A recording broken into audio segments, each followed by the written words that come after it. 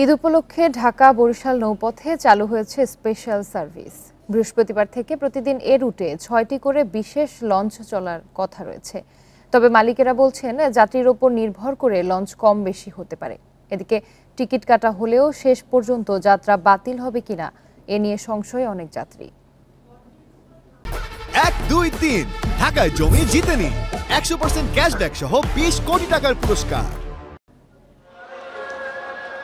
পদ্মা সেতু চালু হওয়ার আগে ঈদ উপলক্ষে ঢাকা বরিশাল বিশেষ সার্ভিস চালু হতো মহাসমারোহে। নিয়মিত লঞ্চের পাশাপাশি অন্তত ১৪টি ঈদ স্পেশাল সার্ভিস চলত যাত্রী চাপ সামাল দিতে। তবে এখন আর সেদিন নেই। যাত্রী সংকটে এই রুটে সপ্তাহে একদিন ২টি করে লঞ্চ চলে। ঈদ স্পেশাল সার্ভিস হিসেবে এবছর প্রতিদিন ৬টি করে লঞ্চ চলবে।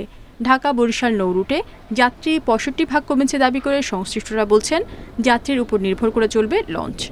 ঢাকা থেকে বরিশাল আসার যে প্রতি বছরই আমাদের একটা ঈদের সাথে লঞ্চের যাত্রা শুরু হয়, সেক্ষেত্রে আমরা এবারও সেই অবস্থাতে পূর্বে থেকে কিছু লোকের নাম, মোবাইল নাম্বার, ফোনে অথবা সব বডিতে এসে আমাদের কাছে রিপোর্ট করে গেছে। যাত্রী সংখ্যা আমরা একটা হিসাব করে দেখলাম 65% কমে গেছে।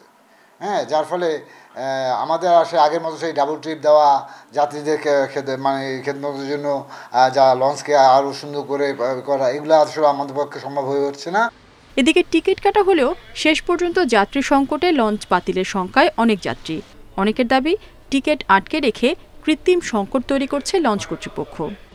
রোটেশন চলে, তারপর তাদের টিকিট নেই, টিকিট যায় কোথায়? ছোটো বাচ্চা আছে, এই জন্য বাচ্চা যাচ্ছি না, যার কারণে লঞ্চমুখী হতে হচ্ছে। কিন্তু আমি এখন একটা সন্দেহের মধ্যে আছি যে আসলে লঞ্চ ঠিক টাইমে ছাড়বে কি ছাড়বে না। ঈদ যাত্রার সব প্রস্তুতি সম্পন্ন বলছে নৌ কর্তৃপক্ষ। যাত্রী সাধারণের নিরাপত্তার স্বার্থটা আগে দেখব। যেহেতু এখন কালবৈশাখী সিজন, সেই হিসাবে আমরা আবহাওয়া অফিসের সাথে আমরা সার্বক্ষণিকভাবে যোগাযোগ রক্ষা করছি। ঈদ স্পেশাল সার্ভিস চালু থাকবে আগামী 15 এপ্রিল পর্যন্ত। Independent news.